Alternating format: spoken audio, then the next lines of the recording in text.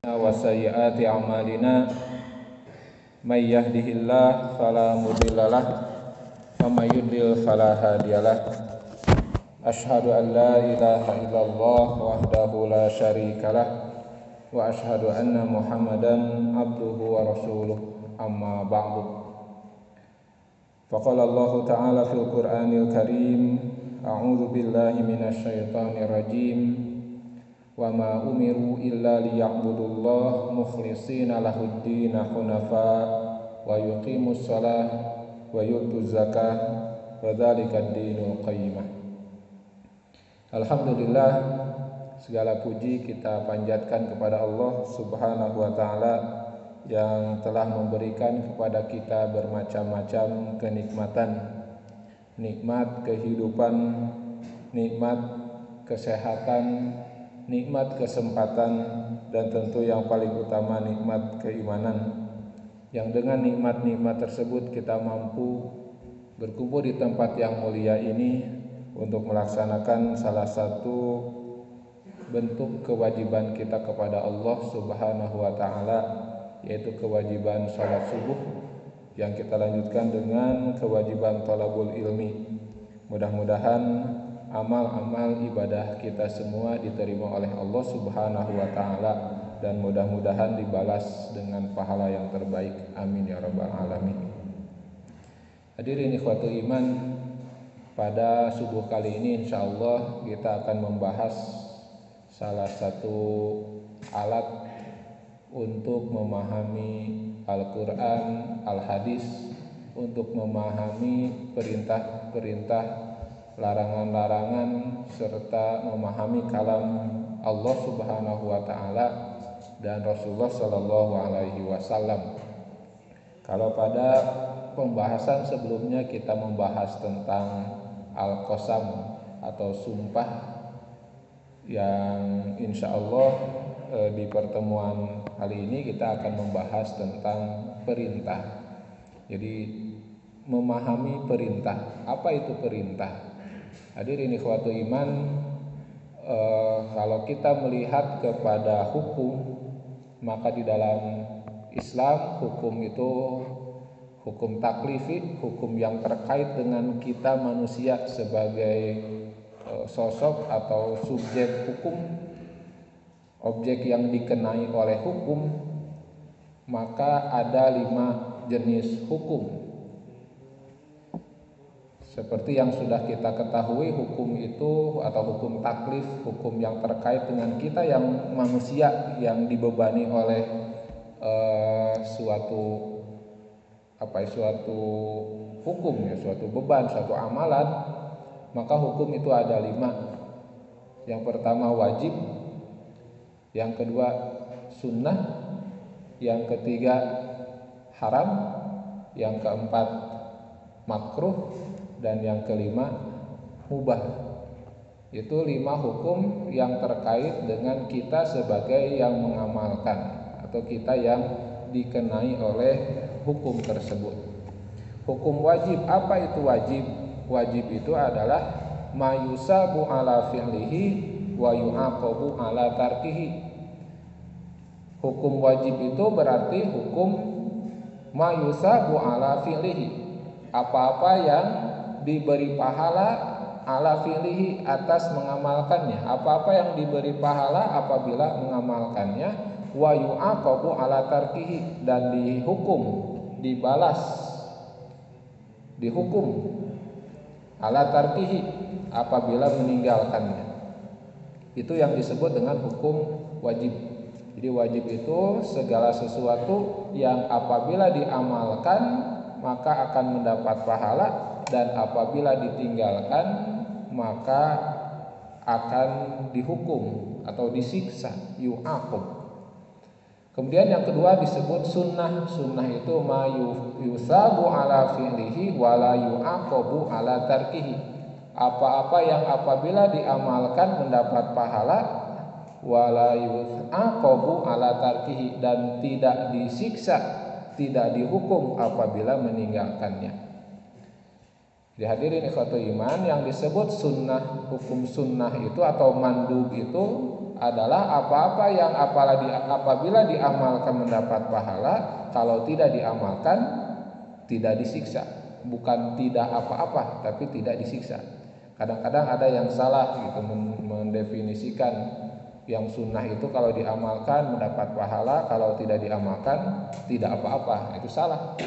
Sebab sejatinya bukan tidak apa-apa, malah apa-apa.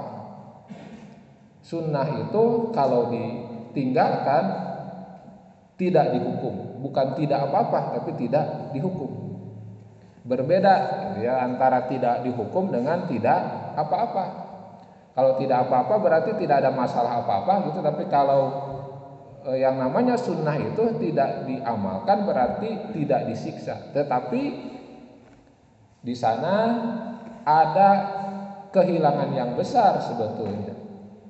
Bukan tidak apa-apa tapi tidak dihukum. Berarti hakikatnya sebetulnya ada apa-apa di sana. Ya, tidak dihukum bukan berarti tidak apa-apa kan. Nah, jadi bukan tidak apa-apa tapi tidak disiksa. Tapi kehilangan peluang untuk mendapatkan pahala. Seperti misalnya contoh hukum sunnah 2 rakaat qabla subuh misalnya. Apabila diamalkan mendapat pahala, pahalanya itu khairun minad dunya wa ma fiha, lebih baik dari dunia dan isinya. Itu pahalanya.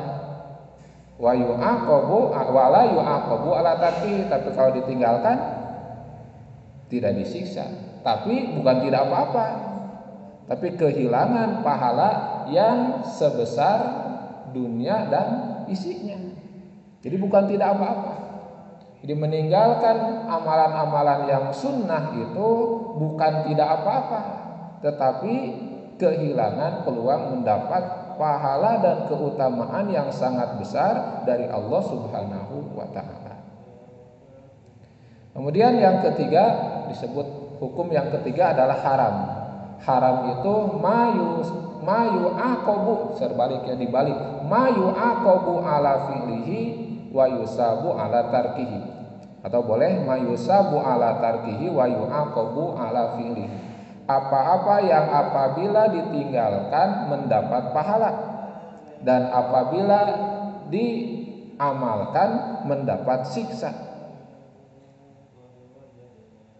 Sekali lagi, apa-apa yang apabila diamalkan mendapat siksa, dan apabila ditinggalkan mendapat pahala. Jadi sebaliknya dari wajib. Misalnya Allah Subhanahu wa taala mengharamkan minum minuman keras misalnya, maka apabila minuman keras itu tidak kita minum, maka mendapat pahala. Dan apabila kita melakukan amalan itu, meminum minuman keras misalnya, maka kita disiksa. Siksaannya apa?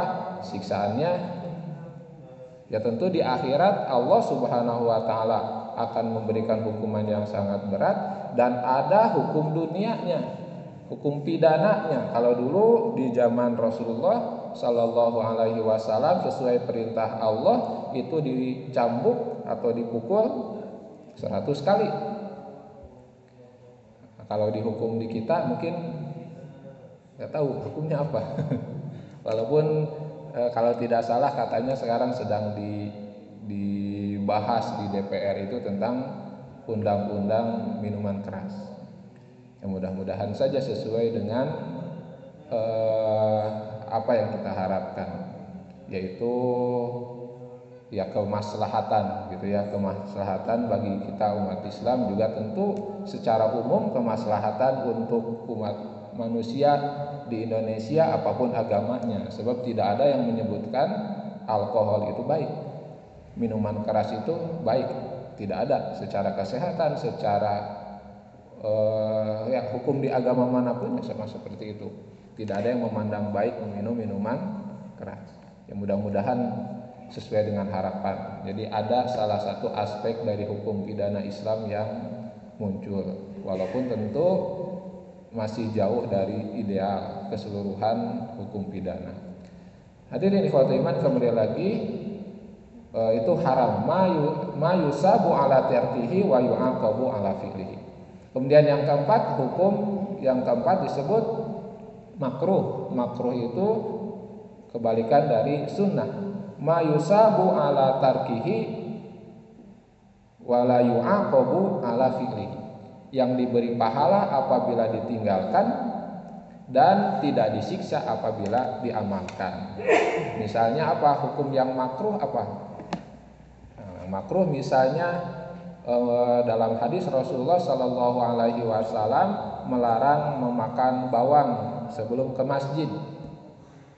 Jadi ini sebetulnya terikat tempat atau terikat waktu, terikat tempat dengan masjid atau terikat waktu dengan sholat, sebab bau-bauan itu akan mengganggu kekhusyuan sholat. Jadi bawang itu makruh bukan karena secara umum, secara mutlak, tapi dibatasi, muqayyad gitu kalau dalam istilah usul fikih. Bawang itu makruh apabila dimakan sebelum sholat atau sebelum ke masjid, sebab akan mengganggu kekhusyuan sholat. Artinya kalau di luar itu berarti tidak makruh sebetulnya. Nah, hadirin ikhwatul iman, ada yang mengkiaskan rokok ke bawang karena baunya. Nah, berarti makruhnya itu kalau ke masjid, kalau dikiaskan ke arah sana.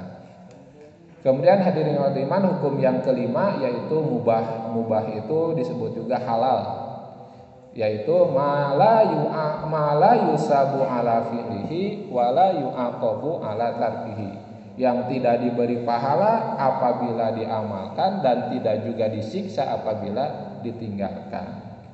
Contoh yang mubah atau yang halal itu apa? Makan. Makan itu mubah, berarti makan itu tidak mendapat pahala kalau diamalkan, ditinggalkan pun tidak akan disiksa. Itu mubah. Jadi tidak ada efek. Walaupun tentu akhirnya hadirin ikhwatul iman, segala sesuatu yang memungkinkan untuk mendatangkan keridhaan, kecintaan dari Allah itu bisa bernilai ibadah.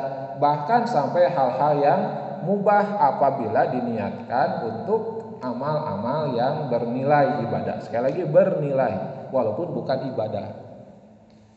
Makan bukan ibadah, tapi bisa bernilai ibadah kalau diniatkan untuk mendukung hal-hal yang menguatkan ibadah. Misalnya ibadahnya sholat, maka makan kalau diniatkan supaya kita kuat untuk melaksanakan sholat, kuat untuk melaksanakan amal-amal kesolihan, maka makan itu akan bernilai ibadah. Padahal kalau dilihat dari hukum asalnya adalah mubah. Hadirin ikhwatul iman, kalau tadi saya kaitkan dengan pembahasan yang tadi saya sebutkan di awal, yang akan kita bahas adalah perintah, maka dari mana kita bisa menentukan sesuatu hukum itu wajib, sunnah, haram, makruh atau mubah?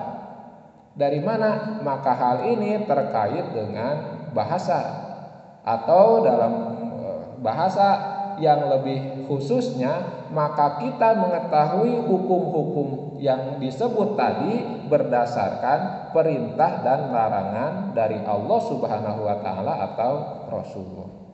Jadi kita bisa memahami bahwa suatu amalan itu wajib. Kenapa wajib? Karena diperintah. Suatu amalan itu sunnah. Kenapa sunnah? Karena diperintah. Kenapa suatu hukum haram? Karena dilarang. Kenapa makruh? Karena dilarang. Kenapa mubah? Sama terkait dengan perintah dan larangan. Maka di sini pentingnya kenapa kita harus memahami perintah. Karena perintah itu nanti akan memiliki konsekuensi hukum, baik itu wajib atau sunnah atau haram atau makruh atau mubah. Maka kita memahami hukum-hukum yang tadi disebutkan berdasarkan perintah dan larangan, baik itu dari Allah ataupun Rasulullah Sallallahu Alaihi Wasallam. Maka hadirin ikhwatu iman, walaupun hakikatnya sejatinya yang disebut hakim itu adalah Allah. Rasulullah itu bukan hakim. Rasulullah itu bukan penetap hukum atau pembuat hukum. Yang membuat hukum itu Allah Subhanahu wa taala. Rasulullah sallallahu alaihi wasallam beliau bertugas untuk tabligh atau menyampaikan. Yang menetapkan hukum atau pembuat hukum adalah Allah Subhanahu wa taala. Lalu apa itu perintah? Dalam bahasa Arab perintah itu adalah thalabul fi'li ala wajhil isti'la'i. Thalabul fi'li bisyai'i ala wajhil isti'la'i, atau ada juga yang mendefinisikan perintah itu adalah thalabul fi'li minal a'la ilal adna. Perintah itu adalah tuntutan untuk melakukan sesuatu datang dari pihak yang lebih tinggi kepada yang lebih rendah. Sekali lagi, perintah itu adalah tuntutan untuk melakukan sesuatu datang dari pihak yang lebih tinggi kepada yang lebih rendah. Yang dimaksud pihak yang lebih tinggi di sini tidak lain adalah Allah Subhanahu wa taala. Karena Allah adalah Khalik dan kita manusia adalah makhluk. Maka posisi Allah itu lebih tinggi dari manusia. Maka kalau perintah itu datang bukan dari Allah Subhanahu wa taala, maka itu tidak memiliki konsekuensi hukum. Coba sebut misalnya, siapa pihak yang lebih tinggi dari kita? Anggap saja orang tua. Apakah orang tua lebih tinggi? Bisa jadi kalau dilihat dari ukuran-ukuran kemanusiaan lebih tinggi, tapi dilihat dari aspek hukum, maka orang tua itu bukan pembuat hukum. Maka kalau orang tua menyuruh kita sesuatu, apa hukumnya? Tidak ada hukumnya. Misal kita disuruh untuk membersihkan kamar mandi oleh orang tua misalnya. Apakah membersihkan kamar mandi hukumnya jadi wajib? Tidak. Jadi amalan itu tidak memiliki konsekuensi hukum. Adapun dalam bahasa kita ada ungkapan, ada istilah wajib mengamalkan apa yang disuruh oleh orang tua, itu bukan amalannya. Itu terkait dengan perintah Allah untuk taat kepada orang tua. Jadi yang wajib itu bukan amalnya tapi taatnya. Kalau kita disuruh misalnya tadi membersihkan kamar mandi, atau amalan-amalan yang lainnya, maka yang memiliki konsekuensi hukum itu bukan amal-amal itu, tetapi taat kepada orang tuanya itu yang ada konsekuensi hukumnya. Kenapa? Karena taat kepada orang tua diperintah oleh Allah Subhanahu wa taala. Adapun bentuk amalannya secara langsung itu tidak memiliki implikasi atau konsekuensi hukum. Atau misalnya anggap saja yang kita anggap lebih tinggi itu guru kita. Apakah perintah guru menjadi wajib? Hukumnya, misalnya guru menyuruh kita untuk membersihkan kelas, apakah membersihkan kelas hukumnya wajib? Tidak. Membersihkan kelas ya tidak ada implikasi hukumnya, tidak mengandung hukum. Adapun taat kepada guru, nah itu beda lagi. Jadi yang wajib itu adalah taatnya. Bentuk amalnya tidak memiliki hukum. Tidak menjadi membersihkan kelas, membersihkan kamar mandi, hukumnya apa? Wajib. Jadi kalau tidak dilaksanakan, kalau tidak dibersihkan dosa misalnya. Bukan seperti itu. Yang memiliki konsekuensi hukum adalah ungkapan-ungkapan dari Allah Subhanahu wa taala, baik itu dalam Al-Qur'an ataupun melalui penjelasan Rasulullah dalam hadis. Kembali lagi hadirin khotiman, maka definisi perintah itu adalah talabul fi'li minal a'la ilal adna, atau talabul fi'li ala wajhil istiqlal. Tuntutan untuk melakukan sesuatu datang dari pihak yang lebih tinggi kepada yang lebih rendah. Yang lebih tinggi yang dimaksud adalah Allah Subhanahu wa taala, sedangkan yang lebih rendah adalah kita semua manusia. Di dalam bahasa Arab ada 4 jenis perintah. Ada 4, bukan jenis ya, ada 4 bentuk perintah. Sigoh dalam bahasa Arab, atau kalau belajar tasrif, sorof atau nahwu disebutnya sigoh. Sigat. 4 bentuk perintah. Jadi bentuk perintah dalam bahasa Arab itu ada 4. Yang pertama fi'il amr. Kalau yang belajar bahasa Arab ada yang disebut dengan fi'il amr. Fi'il itu kata kerja, amr itu perintah. Kata kerja perintah atau kata perintah. Nah, misalnya dalam Al-Quran kita diperintah untuk sholat. Aqimus sholat. Nah, aqimu, kata aqimu itu fi'il amr. Kata kerja perintah. Kata kerja perintah. Itu yang pertama. Jadi contohnya aqimus sholat wa atuz zakah. Dirikanlah sholat, tunaikanlah zakat. Atau atimul hajja wal umrata lillah. Sempurnakanlah haji dan umroh karena Allah. Nah, atimu, kata atimu itu adalah fi'il amr. Atau misalnya contoh yang lain, qulu qaulan karima misalnya, atau qulu qaulan sadida. Nah, itu fi'il amr. Bentuk perintah yang kedua adalah fi'il mudhari bila mil amri atau al majzum bila mil amri. Fi'il mudhari itu kata kerja yang menunjukkan sesuatu akan atau sedang terjadi. Itu fi'il mudhari. Fi'il mudhari itu kata kerja yang menunjukkan sesuatu sedang terjadi atau akan terjadi. Nah, kata kerja ini atau fi'il mudhari ini memiliki implikasi perintah kalau didahului oleh lamul amri, lam untuk memerintah, ada huruf lam. Misalnya fal yaqulu man kana yu'minu billahi wal yaumil akhir fal yaqul. Kata yaqulu itu fi'il mudhari diawali dengan lam. Karena didahului oleh lam maka menjadi memiliki makna perintah. Man kana yu'minu billahi wal yaumil akhir. Siapa yang beriman kepada Allah dan kepada Rasulullah fal yaqul. Kata yaqul itu artinya kata kerja artinya mengatakan, ya artinya mengatakan sedang atau akan. Tapi ketika didahului oleh lam, fal yakul ada huruf lamnya, fal lamnya. Kalau fa itu maka itu huruf atop. Kalau lamnya itu lamul amri, lam untuk menunjukkan perintah. Fal yakul maka diartikan kata itu menjadi maka katakanlah. Atau dalam bahasa Indonesia suka diterjemahkan maka hendaklah berkata-kata. Tapi dalam bahasa Arab itu maknanya perintah. Fal yakul maka omongkanlah, ucapkanlah.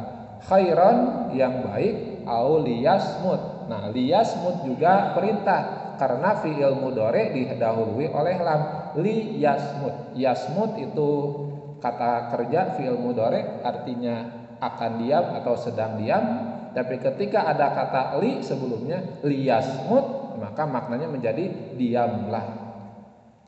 Maka berkatalah yang baik atau diamlah. Itu perintah, bentuk perintah yang kedua. Bentuk kata perintah yang ketiga adalah isim fi'il. Nah, isim fi'il ini isim tapi memiliki makna fi'il. Jadi bukan isim itu kata benda ya.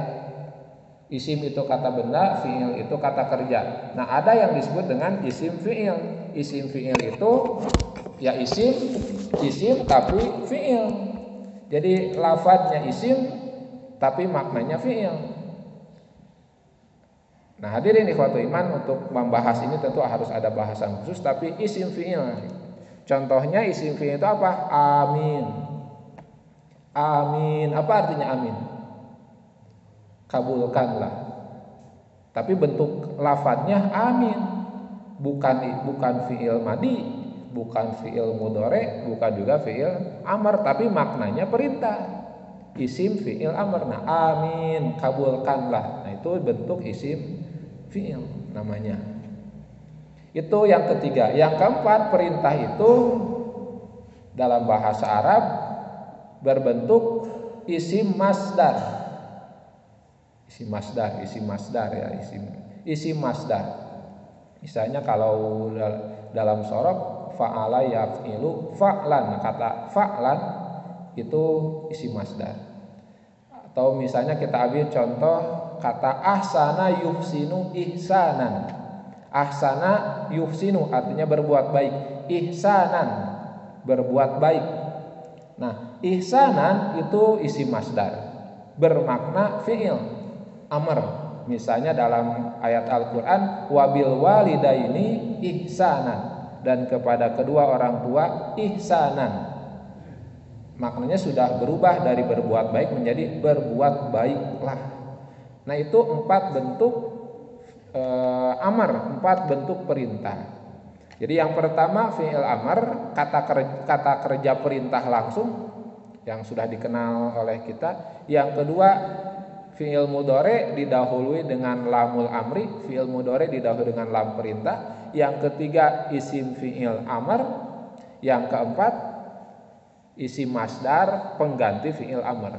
Artinya tidak semua isim masdar bermakna perintah, tapi ada isim masdar yang bermakna perintah di dalam Al-Qur'an. Hadirin ikhwatul iman, kenapa saya membahas ini? Ya, setidaknya ada peningkatan pemahaman kita dan kita bisa mempraktekannya ke dalam Al-Qur'an. Jadi saya berkeinginan gitu ya. Jadi kalau dulu para sahabat walaupun tidak memiliki pondasi keilmuan, mereka bisa langsung faham Al-Qur'an, faham hadis ketika mendengar Rasulullah menyampaikan, karena mereka memiliki pondasi bahasa Arab. Nah, kadang-kadang di kita pemahaman terhadap Al-Qur'an dan Al-Hadis itu kurang sempurna atau malah bisa dikatakan lemah, dan kadang-kadang mengandalkan terjemahan ketika mendengar tidak langsung paham karena pondasi bahasa Arabnya tidak ada. Maka pembahasan ini disampaikan untuk bisa mengejar itu. Jadi ketika kita mendengar ayat-ayat Al-Qur'an atau hadis, kita paham gitu. Oh, ini perintah, oh ini larangan, oh ini begini maknanya.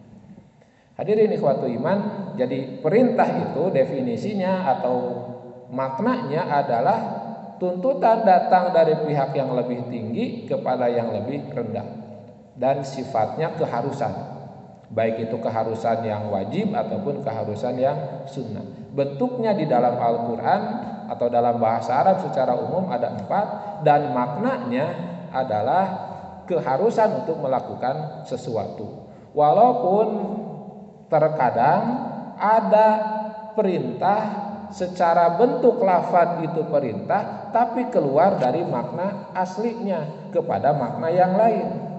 Tadi sudah dikatakan makna asli perintah itu keharusan untuk melakukan sesuatu. Tapi kadang-kadang di dalam Al-Qur'an ataupun di dalam Al-Hadis ada kata-kata perintah yang tidak bermakna perintah, tetapi keluar dari makna asal.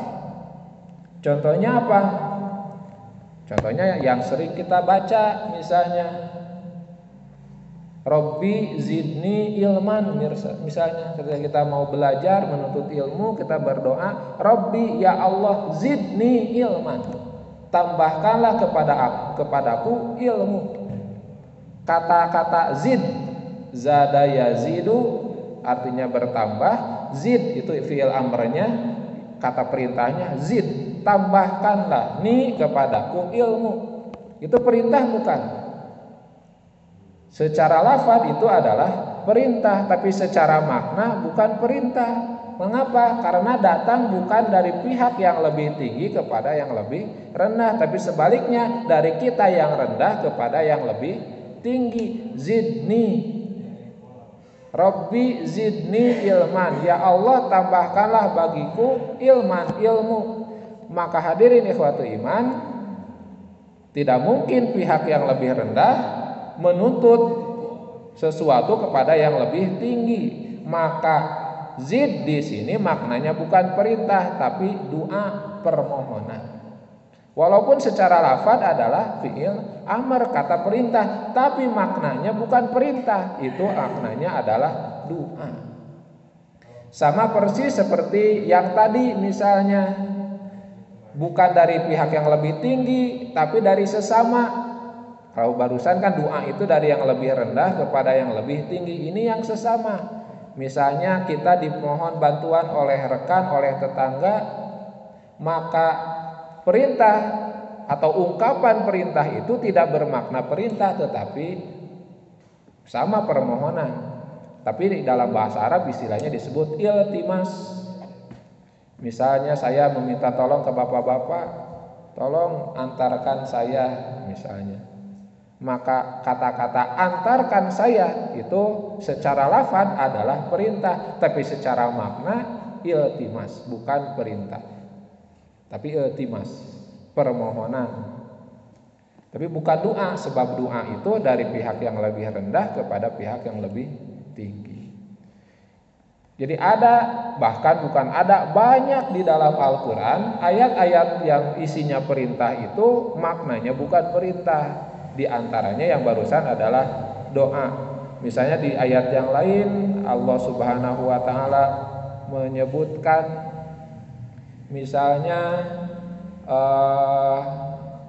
contoh yang perintah.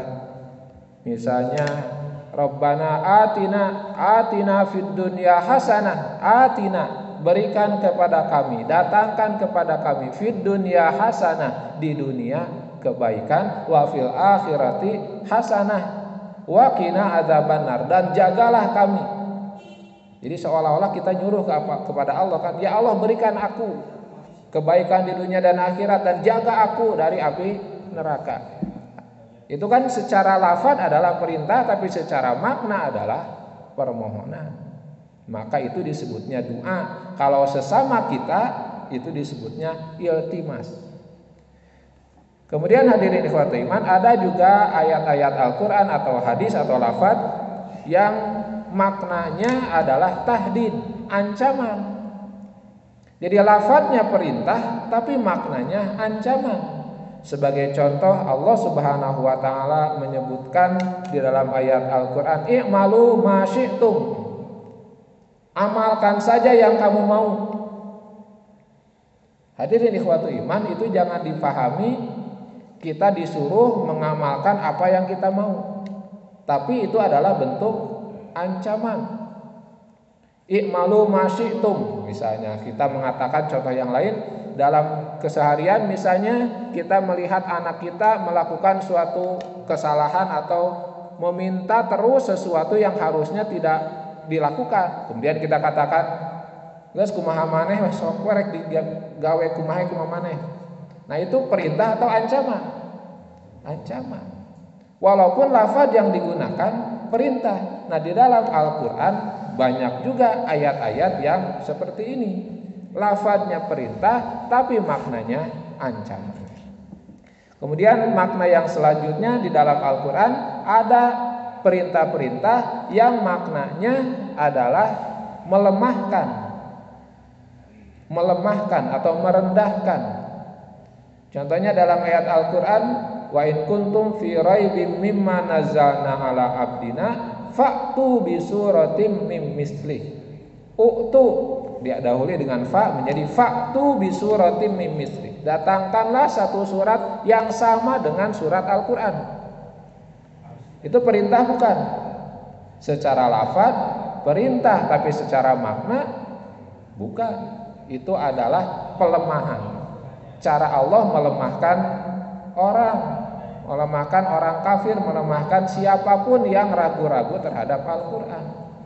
Wa in kuntum fi raibin, dan jika kamu dalam keadaan ragu-ragu mimma nazzalna ala abdina, terhadap apa yang kami turunkan kepada hamba-hamba kami, kepada Rasulullah, fa'tu bi suratim mim misli. Sok atuh datangkan satu surat saja yang sama. Itu kan perintah, datang dari Allah, tapi maknanya bukan perintah melainkan pelemahan, atau dalam bahasa Arab disebutnya ta'ziz, melemahkan. Jadi ada perintah-perintah yang maknanya perintah, ini yang asal. Kemudian banyak juga yang maknanya doa, yang maknanya melemahkan, yang maknanya ancaman. Ada juga dalam Al-Quran yang maknanya membolehkan. Misalnya perintah dalam ayat Al-Quran, kulu washrobu, makanlah, minumlah. Ini perintah, dilihat dari lafaz fi'il amr. Siapa yang memerintah? Allah. Konsekuensi hukumnya tapi tidak menjadi wajib. Kulu washrobu, makanlah, minumlah. Apakah makan dan minum hukumnya wajib? Tidak, sebab makan dan minum itu tidak disuruh pun manusia makan. Kulu washrobu, makanlah, minumlah. Itu secara lafaz adalah perintah, tapi secara makna bukan perintah, tetapi al-ibahah, membolehkan. Ada juga perintah yang maknanya irsyad, memberi petunjuk. Jadi tidak ada konsekuensi hukum wajib atau sunnah, tetapi petunjuk. Misalnya surat Al-Baqarah ayat 282. Surat Al-Baqarah ayat 282 itu ayat yang terpanjang di dalam Al-Quran. Terkait dengan apa? Isinya apa? Hutang. Jadi sangat rinci urusan hutang, sampai kalau mushaf Madinah itu satu halaman, satu ayat. 282 surat Al-Baqarah. Allah Subhanahu wa taala menyatakan, ya ayyuhalladzina amanu idza tadayantum bidainin ila ajalin musamma faktubuhu. Ini fi'il amr, faktubuhu. Wahai orang-orang yang beriman, apabila kalian melakukan transaksi hutang pihutang, faktubuhu, maka tulislah. Hadirin ikhwatul iman, menuliskan hutang hukumnya wajib tidak? Tidak. Yang wajib itu bayar. Faktubuhu di sini maknanya al-irsyad, bukan perintah. Maknanya bukan perintah. Jadi menulis hutang-hutang bukan wajib. Sebab yang wajib dari hutang itu adalah dibayar. Ditulis tapi tidak dibayar, kumaha? Dosa. Mayar tapi tidak ditulis. Tidak ditulis tapi mayar, dosa tuh.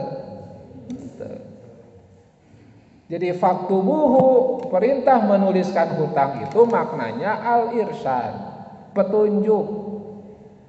Seperti hadirin ikhwatul iman, bapak-bapak, ibu-ibu membeli televisi atau HP, kemudian ada di sana tulisan simpanlah di tempat yang disimpanlah di tempat yang tidak lembab. Wajib tidak? Enggak, kumaha urang barang-barang urang rek disimpen di mana ge kumaha urang. Tapi konsekuensinya rusak. Nah, begitu juga dalam urusan hutang tadi, ditulis boleh. Boleh, tidak ditulis boleh, cuma konsekuensinya lamun teu ditulis poho. Mun poho lupa bayar, nah konsekuensinya itu. Jadi hadirin ikhwatul iman, bayangkan di zaman Rasulullah Sallallahu Alaihi Wasallam ketika saat itu masih banyak yang belum bisa tulis. Jadi hadirin ikhwatul iman, yang wajib dari hutang itu membayarnya, bukan menuliskannya. Menuliskan itu adalah irsyad, petunjuk dari Allah Subhanahu wa taala sebagai cara agar kita tidak lupa membayar, atau agar yang punya piutang bisa nagih, sehingga tidak terjadi kezoliman di dunia yang nanti berbuntut sampai akhirat. Sebab nanti hikmahnya kenapa begitu rinci? Sebab urusan hutang itu panjangnya sama seperti panjang dalam ayat Al-Quran sampai ke akhirat. Bahkan sampai Rasulullah Sallallahu Alaihi Wasallam tidak mau menyolatkan orang yang punya hutang. Jadi pernah Rasulullah dihadapkan kepada suatu jenazah. Rasulullah nanya dulu, ini jenazah punya hutang gak? Ada ya Rasulullah, sok sholatkan sama kalian, saya gak ikut sholat. Ini kan pernyataan yang sangat keras, yang sangat berat. Rasul tidak mau menyolatkan. Maka baru saat itu para sahabat, ini didikan Rasulullah tentu saja. Rasulullah mengatakan tidak akan menyolatkan, tentu ada unsur pendidikannya. Diantaranya adalah saling membebaskan. Maka saat itu ada yang menawarkan, sok siapa yang mau membayarkan hutangnya. Sebab urusan hutang ini nanti sampai akhirat tidak akan bisa masuk surga orang yang banyak atau yang masih memiliki hutang. Maka para sahabat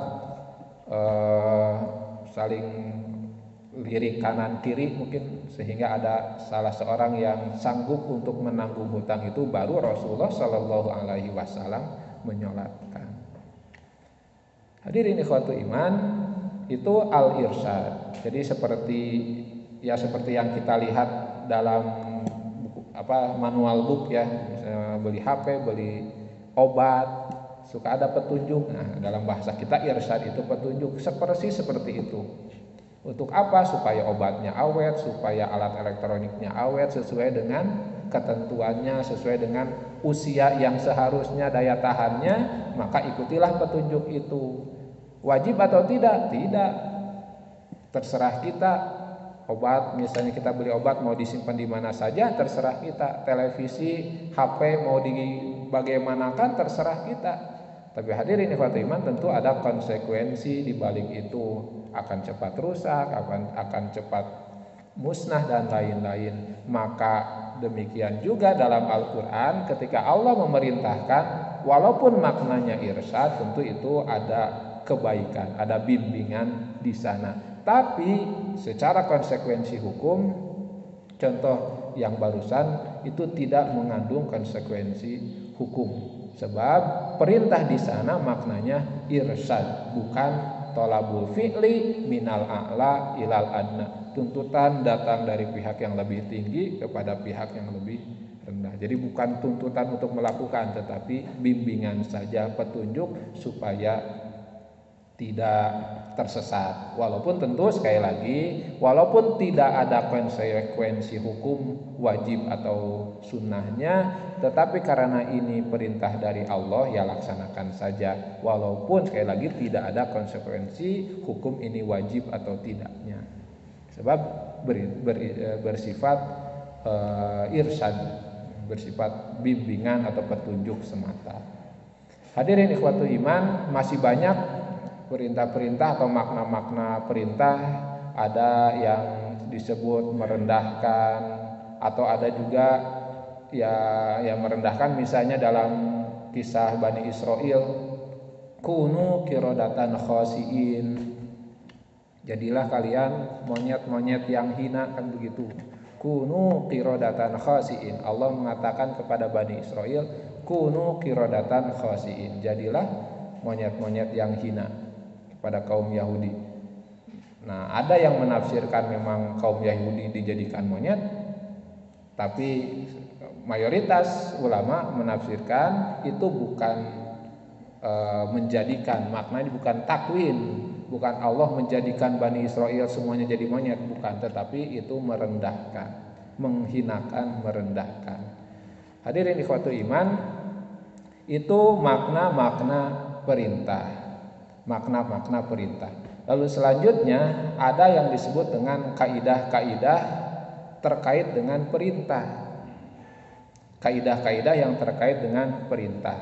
Kaidah pertama itu al-aslu fil amri lil wujubi illa ma dalad dalilu ala khilafihi. Asal pada perintah itu menunjukkan wajib kecuali ada dalil yang memalingkan dari hukum wajib itu. Sekali lagi, kaidah pertama ketika kita mendapatkan perintah adalah al-aslu fil amri lil wujubi. Asal dalam perintah itu menunjukkan wajib kecuali ada dalil yang memalingkan dari kewajibannya. Contohnya, aqimus shalah wa atuz zakat. Dirikanlah salat, tunaikanlah zakat. Hukum salat wajib karena asal pada perintah itu menunjukkan wajib. Kemudian ada ayat Al-Quran mengatakan wa minal laili fatahajjad bihi nafilatan, wa minal laili fatahajjad bihi, dan di antara malam-malam itu tahajudlah. Bagaimana hukum sholat tahajud? Al-aslu fil amri lil wujubi, asal perintah menunjukkan wajib. Baru kita cari illa madalat dalilu ala khilafihi, ada tidak dalil lain yang memalingkan dari kewajiban. Ternyata ada. Dalam hadis Rasulullah pernah ditanya, ma faradallahu alayya minas shalah, ya Rasulullah, apa yang diwajibkan dari sholat kepada kami. Maka Rasul menjawab, as-shalawatul khamsu, salat yang 5 waktu, illa antatawwa'a syai'an, kecuali kamu mau menambah yang sunnah. Berarti salat tahajud derajatnya turun dari yang wajib kepada sunnah. Kenapa? Karena ada dalil yang memalingkan, yaitu yang wajib itu adalah salat-salat yang 5 waktu saja. Itu kaidah yang pertama. Al aslu fil amri lil wujub, asal perintah menunjukkan wajib kecuali ada dalil yang memalingkan. Kemudian yang kedua, kaidah yang kedua, al aslu fil amri la yaqtadi tikroro, la yaqtadi takror. Asal pada perintah itu tidak menuntut berulang-ulang. Al aslu fil amri la yaqtadi takror. Asal pada perintah tidak menuntut berulang-ulang. Artinya kalau ada satu perintah berarti cukup satu kali, tidak harus berulang-ulang. Itu asal, itu kaidahnya. Al aslu fil amri la yaqtadi takror illa madalla dalilu ala khilafihi. Sama. Selanjutnya sama kecuali ada dalil yang memalingkan. Contohnya atimul hajja wal umrata lillah, sempurnakanlah haji dan umroh karena Allah. Berapa kali? Haruskah berulang-ulang? Karena tidak ada dalil yang memalingkan misalnya, maka melaksanakan haji dan umroh itu sekali seumur hidup. Kalau ayat yang tadi aqimus shalah wa atuz zakat, dirikanlah salat, tunaikanlah zakat. Berapa kali? Cukup satu kali? Pada asalnya satu kali. Ada nggak dalil yang lain? Ada. Dalilnya masih yang tadi, as-shalawatul khamsu, salat yang 5 waktu. Oh, berarti salat ini harus berulang-ulang. Sedangkan haji dan umroh karena tidak ada dalil yang memalingkan kepada harus berulang-ulang, maka cukup satu kali seumur hidup. Kemudian kaidah yang ketiga, al aslu fil amri la yaqtadil fawra. Asal pada perintah itu tidak menuntut untuk segera. Jadi yang wajib dari suatu perintah itu kan dilakukan. Kapan dilakukannya? Tidak harus segera. Illa madalla dalilu ala khilafihi, kecuali ada dalil yang memalingkan. Aqimus shalah wa atuz zakat, dirikanlah salat, tunaikanlah zakat. Kapan dilakukannya? Apakah harus segera? Hadirin ikhwatul iman, tidak, kecuali ada dalil yang memalingkan. Ada tidak yang memalingkan bahwa sholat harus segera? Ada, misalnya amal yang paling balik itu adalah as-sholatu fi awwali waktiha, sholat di awal waktu. Maka ketika datang waktunya harus segera. Wajib tidak segeranya? Tidak, karena tidak berbentuk perintah. Kan Rasul ditanya, sholat apa yang paling baik? Amal apa yang paling baik? Sholat di awal waktu. Itu kan khobariyah, bukan sholatlah di awal waktu. Tapi hadirin di hati iman, walaupun tentu maksud saya ini terkait dengan hukum. Sholat yang di awal waktu baik, yang di tengah atau yang di akhir waktu diterima atau tidak? Sah atau tidak sholatnya? Sah. Jadi yang sholat itu di awal waktu sah, yang di tengah waktu sah, yang di akhir sebelum habis juga sah. Sebab amal itu atau asa dalam perintah itu menunjukkan tidak harus segera, bisa di awal, bisa di tengah, bisa di akhir. Tapi tentu karena ada dalil lain yang menyebutkan sholat di awal waktu itu pahalanya lebih besar, bahkan disebut dengan amal yang paling baik, maka tentu tetap yang terbaik adalah sholat di awal waktu. Dan yang di akhir waktu ada keterangan yang lain yang menyebutkan orang yang menunda-nunda sholat, orang yang menunda sholat sampai akhir itu disebutnya tilka sholatul munafik. Kata Rasulullah, itulah sholatnya orang munafik, orang yang menunda-nunda sholat. Ini penjelasan dari ayat Al-Quran, wa idza qamu ila sholati qamu kusala. Orang munafik itu apabila mendirikan sholat mereka malas-malasan. Hadirin ikhwatu iman, tapi tetap kaidah yang berlakunya adalah asal pada perintah itu tidak harus segera. Haji misalnya apakah harus segera? Ya tidak, kalau sudah ada bekalnya baru laksanakan. Kalau belum ya tidak harus segera, gitu, tidak harus segera. Nanti ketika sudah ada baru berangkat, atau ketika sudah, kalau sekarang kan sudah sistem kuota, sudah ada jadwalnya, ketika sudah masuk jadwal baru berangkat. Apakah yang berangkat lebih dulu itu lebih utama dari yang belakangan? Wallahu a'lam. Nanti penilaian Allah yang berlaku. Yang jelas haji itu wajib, mau dilaksanakan di awal karena mampu silahkan, yang di akhir karena baru mampu tidak masalah. Tidak masalah sebab al-aslu fil amri la yaqtadil fawra. Kaidah selanjutnya al-aslu al-amru bisyai'i amrun biwasailihi. Perintah sesuatu merupakan perintah juga untuk wasilah-wasilahnya. Perintah sesuatu merupakan perintah wasilah-wasilahnya. Misalnya kita diperintah untuk sholat, maka konsekuensi dari perintah sholat adalah kita menutup aurat, kita wajib juga berwudu, kita wajib juga menunggu sampai masuk waktu sholat misalnya. Nah itu amrun biwasailihi. Perintah untuk sholat di masjid berarti perintah untuk mendirikan masjid. Mendirikan masjid itu perlu donasi, maka perintah juga untuk memberikan donasi. Sampai Rasul mengatakan siapa yang membangun masjid maka Allah bangunkan rumah di surga. Karena al-amru bisyai'i amrun biwasailihi. Kemudian hadirin ikhwatul iman, ada perintah misalnya di dalam Al-Qur'an, udkhulu fis-silmi kafah, masuklah ke dalam Islam itu secara kafah, secara keseluruhan. Kehidupan kita harus sesuai dengan aturan Islam. Maka perintah terhadap sesuatu berarti perintah terhadap wasilah-wasilahnya. Al-amru bisyai'i amrun biwasailihi. Berarti kalau kita wajib melaksanakan perintah Allah dalam urusan misal pidana, maka harus ada. Maka itu berarti perintah juga kita memiliki wakil-wakil di DPR. Karena tidak mungkin hukum kita sesuai dengan hukum Islam kalau tidak ada yang memperjuangkannya. Berarti perintah juga untuk memilih pemimpin. Sebab tidak mungkin hukum Islam akan berlaku kalau tidak ada pemimpin yang memberlakukannya. Al-amru bisyai'i amrun biwasailihi. Contoh lain misalnya dalam keseharian bapak-bapak meminta kepada ibu-ibu bikinkan kopi. Berarti perintah juga, perintah itu mah pangdamelkeun kopi, berarti perintah juga untuk naher caina, mengusahakan ada kopinya, ada gulanya, ada gelasnya, sampai terwujud satu gelas kopi. Al-amru bisyai'i amrun biwasailihi. Perintah sesuatu menunjukkan perintah terhadap wasilahnya.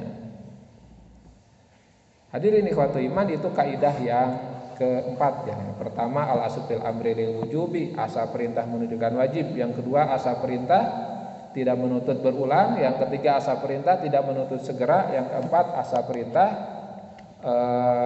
perintah itu terhadap sesuatu berarti perintah untuk mewujudkan sarana-sarananya. Kemudian yang kelima al-amru bisyai'i nahyun an didihi. Al-amru bisyai'i nahyun an didihi. Perintah sesuatu merupakan larangan untuk kebalikannya. Lagi al-amru bisyai'i nahyun an didihi. Perintah sesuatu berarti larangan untuk kebalikannya. Misalnya kita diperintah untuk jadi orang yang bertakwa, berarti larangan kita larangan dari kebalikannya. Kalau kita diperintah untuk misalnya berbuat baik kepada orang tua, berarti larangan berdurhaka kepada orang tua. Kalau kita diperintah untuk beramal soleh, maka berarti larangan beramal buruk. Al-amru bisyai'i nahyun an didihi. Perintah terhadap sesuatu merupakan larangan bagi kebalikan-kebalikannya. Dan terakhir, walaupun masih banyak kaidah-kaidahnya, sebagai kaidah yang terakhir, al-amru ba'dan nahyi yufidul ibahah. Al-amru ba'dan nahyi yufidul ibahah.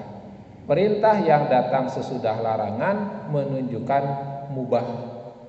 Jadi tidak wajib tapi mubah. Perintah yang datang sesudah larangan menunjukkan mubah. Contohnya dalam hadis Rasulullah Shallallahu Alaihi Wasallam pernah mengatakan, kuntu nahaitukum an ziyaratil qabri fazuruha. Aku pernah melarang kalian ziarah kubur. Fazuruha, sekarang berziarahlah. Ziarah kubur hukumnya mubah, tidak jadi wajib. Apalagi tidak sunnah apalagi wajib. Walaupun banyak yang karena tradisi gitu ya, setiap mau lebaran, mau Ramadan ziarah kubur. Ziarah kubur itu tidak wajib, tidak sunnah, tapi mubah hukumnya. Berarti kalau dilaksanakan tidak dapat pahala, ditinggalkan pun tidak berdosa. Tapi ada perintah yang wajib, aksiru zikro hazimil ladzat. Kalau mengingat mati itu wajib. Tapi apakah harus dengan datang ke kuburan? Ziarah kubur? Tidak. Tapi salah satu bentuk mengingat mati datang ke kuburan, boleh juga. Tapi datang ke kuburan itu tidak menjadi hukum. Fazuruha.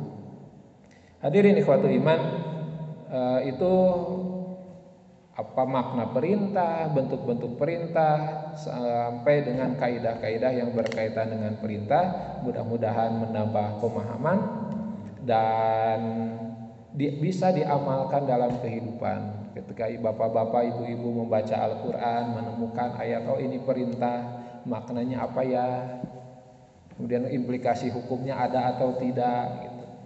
Hadirin ikhwatul iman, sebagai bentuk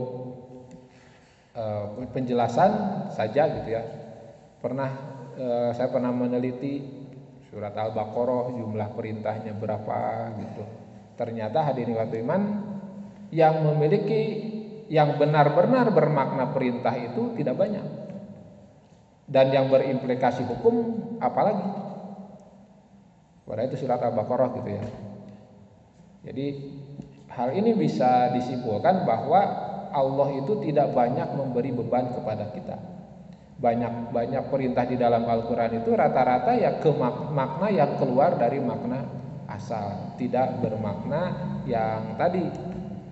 Untuk lebih jelasnya ya bapak-bapak silakan ketika membaca Al-Quran, ini perintah bentuknya apa dipraktekkan gitu ya. Tentu idealnya belajar juga misalnya bahasa Arab, bentuk-bentuk fiil, kata kerja lampau, kata kerja sekarang, kata kerja perintah dan lain-lain. Hadirin ikhwatul iman, itu saja yang bisa disampaikan. Mohon maaf apabila ada kesalahan. Kalau ada pertanyaan silakan.